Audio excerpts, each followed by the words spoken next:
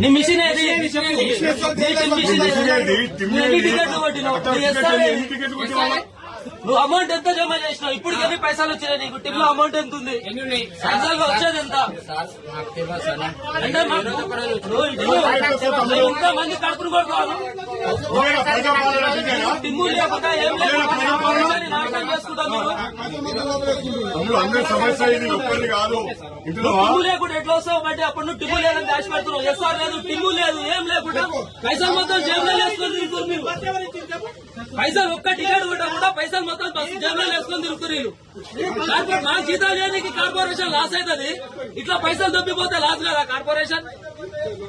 ఇప్పుడు బస్సు మొత్తం వేసేసుకున్నారు, టిమ్ములు లేకుండా ఏం లేకుండా ఎస్ఆర్ లేకుండా. మాకు 20% పిఆర్సీ గవర్నమెంట్ లాస్ అయిపోతుందా?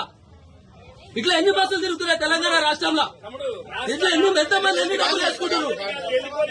దాని అట్లయినా ఏమవుతుంది? కానీ మమ్మల్ని రోడ్డు మీద జనాల కలిసి ఆర్టీసీ కార్మికులే జరుగుతుంది.